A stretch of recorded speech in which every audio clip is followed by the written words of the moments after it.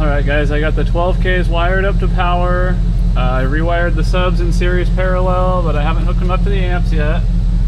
We're charging at 15.6.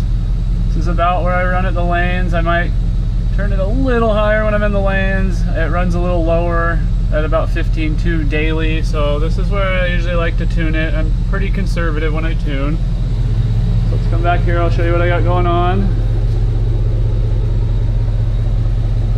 Got both amps in, fuse panels back together. I know I need some zip ties. Like I said, speaker leads aren't hooked up yet. We've got the DD1 hooked up. We've got our voltmeter hooked up. And we are going to play.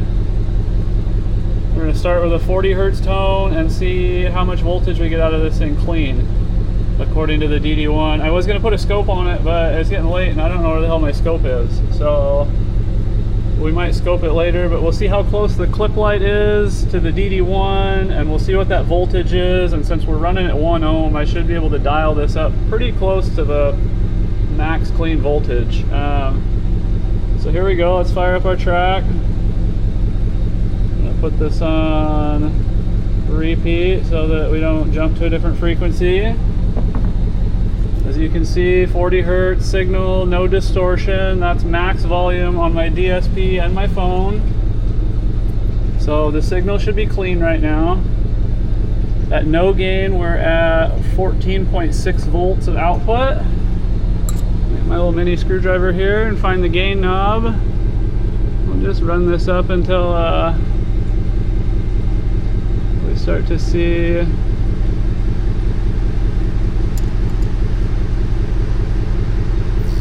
Oh, there it was.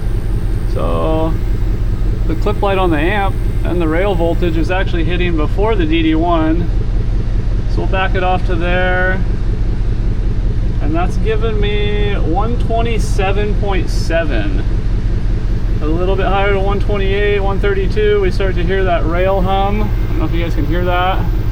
The clip light's not on, but I can hear the rails. So we back it off just a little bit. Say 129, I go down to 125.5. Make sure our track didn't restart.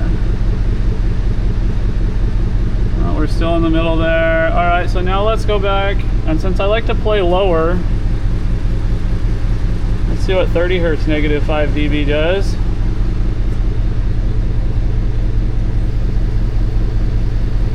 Now, as you can see, 30 is clipping. I play at 30, so we need to turn this down just a little bit.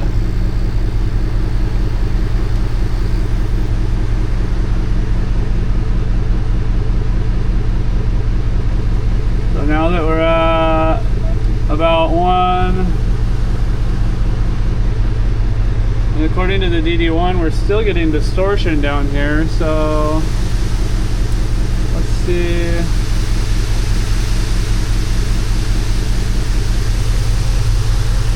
DD1 doesn't seem to like 30 hertz. We're getting distortion all the way down to,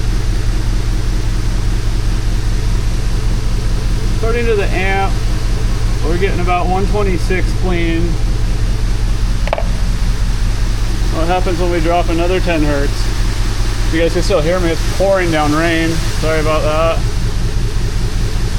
Go down to 20 hertz negative 5.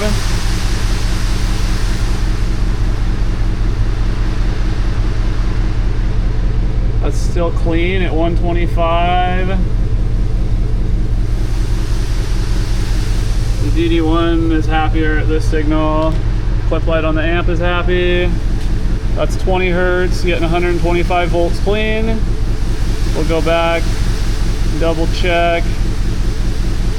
30 hertz. Take it forward. 126.4, 126.3.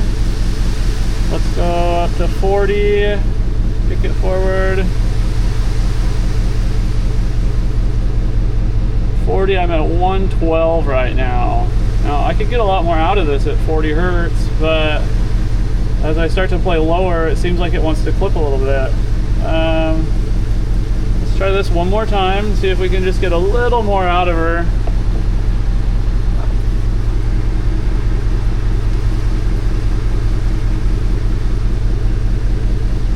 Get 40 to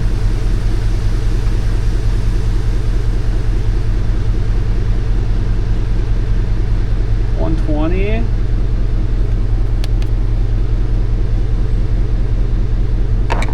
At 120 even. Now let's drop back down to 30 and see if we're clipping.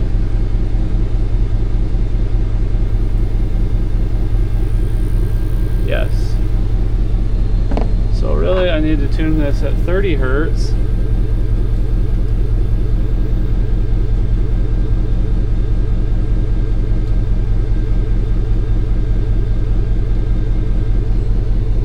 It's about 130 even at 30 hertz. Is this still good down at 20? It's a little more than we had out of it last time.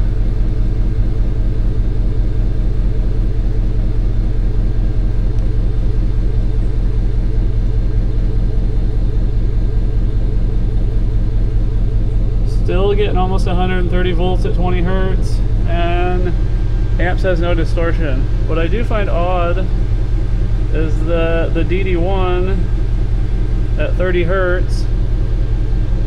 As you can see, no distortion.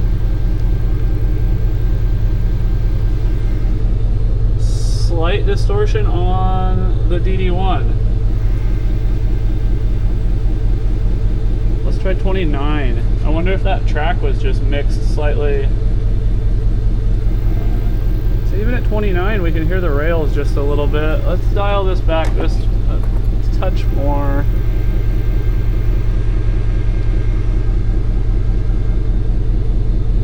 $129.4. Go back to 30. Very clean. 128.8. Again, no clip light, no rail hum. This says distortion. 29 hertz. This says no distortion. 31. It thinks there's distortion. 32. No distortion. I think some of these tracks might have a little bit of a, might be a little bit hot themselves.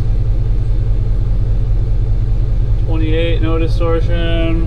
We're hitting 130 even at 28, so I'm going to use this 29 hertz track as my tuning set point. That's where I compete. That's where we'll tune. We're at 129.7. So now we're going to go to the other amp and try to get it to the same set point, and eventually I'll be back with a demo video. Sorry that one was so long, but now you get to see the full process of me tuning the amps at the frequency range I play at the voltage that I play at, and yeah, that pretty much covers it. So let me see if I can get these gain matched, and maybe tomorrow we'll demo these things because it's dark out. Alright, have a good night.